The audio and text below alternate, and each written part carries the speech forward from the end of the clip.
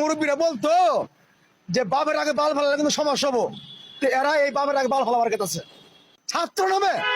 আর ইদারিং যা করে এরা ছাত্র নামে একটা কলঙ্ক হয়ে যাবে এই বাংলার জমিনে। আমি বললাম তাদের এই গুড়ি চাল। শেখ হাসিনার আমলে মামা আমার জানা মতে মামা কোনো জায়গায় ওই কোনো সমস্যা হয় না, ইয়ে হয় নাই। আমাদের আলটিমেটাম 72 ঘন্টা আমরা টাইম দিছিলাম। আওয়ামী লীগ সরকার যখন ক্ষমতায় ছিল তখন মানুষ এত অভিযোগ করে নাই, এত হইচই হয় নাই, রাস্তাঘাটে কোনো মারামারি হয় নাই, কোনো দুর্নীতি হয় নাই। তারপরেও এই যে জায়গায় জায়গায় মিডিয়ায় আমরা দেখি, রাত্রে মোবাইলে দেখি হিন্দুদের উপর অত্যাচার। সবাই তো আমরা মুসলমান, যার যার ধর্ম তার কাছে বড়। টাকার উপরে এই অত্যাচারগুলো করা ঠিক না মামা। না, শেখ হাসিনার আমলে ওলিও মামা এত হয় নাই মামা। আমার দেশের বাড়ি সিরাজগঞ্জ, সুল্লাপাড় থানা। আমার এলাকায় অনেক আছে, আমি সবার লগে চলি। খালি আমার এলাকায় বলতে না মামা, বাংলাদেশে যারা আছে সবাই বাংলাদেশের নাগরিক, সবারই অধিকার আছে দেশের বেঁচে থাকার।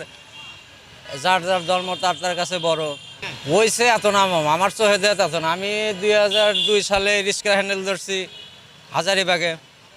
হ্যাঁ, এ যাবত আমি অনেক কিছু এ ধরনের কিছু বড় ধরনের কিছু দেখি নাই। তো যাই হোক, এই যে চট্টগ্রামে দেখতেছি আমরা অনেক জায়গায় দেখি, মিডিয়ায় দেখি, টিভি দেখি। চট্টগ্রাম ওই যে কালকে নাই যান কোন নেতাকে জানি গ্রেপ্তার হয়েছে হিন্দু। না, অ্যারেস্ট অপরাধ থাকলে সে অ্যারেস্ট হতে পারবে, অপরাধ থাকলে শোনায় না। বাংলাদেশে একটা লোক একটা দল সাপোর্ট করতেই পারে না। আমার জানা মতে মামা বাংলাদেশে কোনো মুসলমান খুব একটা নির্যাতন হয় নাই আমার জানা মতে। আমার বিষয় হয়েছে কি, বিষয়গুলো এমনভাবে দাঁড়াইছে, যেমন আমি যদি আপনার কাছে অপরাধ করি, অপরাধের শাস্তি আমার পেতেই হবে। আর যদি অপরাধ না করি, যেমন রিক্সা ভাড়া অনেক যাত্রী ওঠে 20 টাকা ভাড়া মিটায় 10 টাকা দিয়ে দৌড়ায়।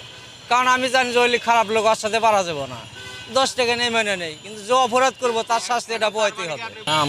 অনেক ছিল ভালো, আমরা ভালোই খাচ্ছি পাচ্ছি, ডাল ভাত খাচ্ছি, কামাই করছি, ডাল ভাত খাচ্ছি।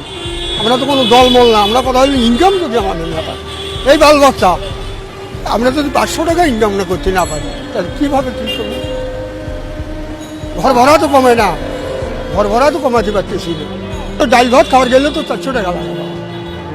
পেঁয়াজকে আপনি 30 টাকা করে কিনেন, টাকাটা আপনার পকেট থেকে যাবে, আমার পকেট থেকে যাবে।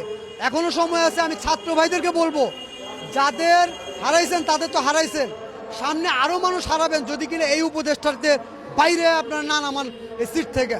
আর সাধারণ জনগণদের বলবো, যদি আপনারা এখনো রাস্তা নেমে এর প্রতিবাদ না করেন, সামনে আপনারা আরো মরবেন। এর আগে তো মরছে যতগুলো আমি নিজের চোখে দেখছি, আরো দেখবেন। প্রবাসী ভাইদের বলবো, বিদেশ থেকে টাকা কামান, রক্ত ঘাম ঝরায়া চিন্তা করেন না দেশের ভিতর লাগেজ নিয়ে আসতে পারবেন না। ওই সিচুয়েশনে এরা তৈরি করতেছে। যেমন রেমিটেন্স বন্ধ করে দিচ্ছেন, আবার রেমিটেন্স বন্ধ করে দেন, যে যতদিন পর্যন্ত এই উপদেষ্টারা থাকবে, এই মূর্খ অপদার্থরা থাকবে, আমরা দেশে টাকা পাঠাবো না। কেননা এদের এখনো যোগ্যতাই হয় নাই, যাদের লেখাপড়ায় শেষ করে নাই, যারা এখনো রিডিংভাবে ইংলিশও বলতে পারে না, যাদের স্পেলিং ভাঙতে গেলে এখনো কলম ভাঙবে। আরে ভাই, এরা তো পেন্সিলের যোগ্য, এদেরকে কলম দিছে কোন হিসাবে?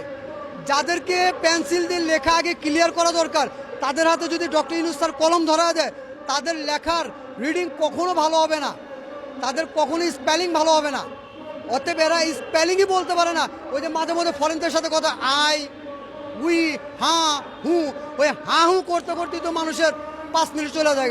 এটা কিসে শিক্ষিত?